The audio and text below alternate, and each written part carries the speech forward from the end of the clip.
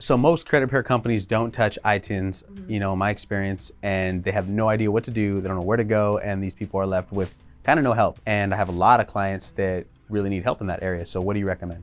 Well, there's a couple of different issues when it comes to ITINs. So you have a couple different scenarios, if you will. So you have a scenario where they may have been using a social security number they shouldn't be using, and we need to switch their credit profile to the proper ITIN. You have a scenario where they had an ITIN and now they have a social security number, and we need to switch the credit profile from that ITIN to the social security number. And then you have the general scenario of just not having a credit score with the ITIN because they don't know how to build credit. All of those scenarios are areas where we can help. So we will communicate with the bureaus as well as with the creditors, including things like checking accounts. We help with the IRS as well, just making sure that they're using the proper ITIN or SSN for tax purposes, and then help guide the client in who they need to notify where we're making that change, whether it's ITIN or SSN. So that way their employer knows and everything's wrapped up in a nice little bow and in the right place.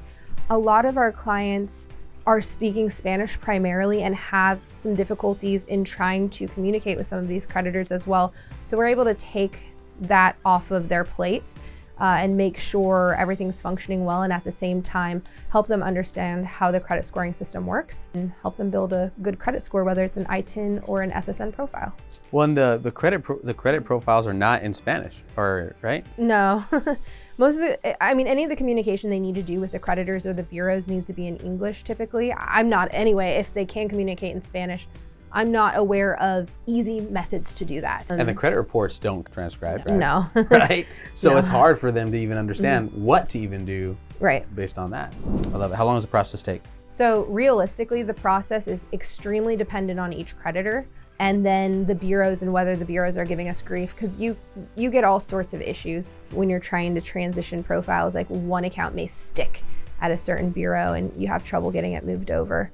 You see merged profiles, especially if there's family names. So there can be a lot of issues. Timeline is difficult. It can be really quick for one person and it can take 6 months for another person. The bigger creditors can be a bit easier because they'll have more defined processes than like a small credit union or a small bank where there's no department that specifically handles those issues. But we try to make it as easy as possible because each of our client signs a power of attorney, which allows us to do all the communication on their behalf.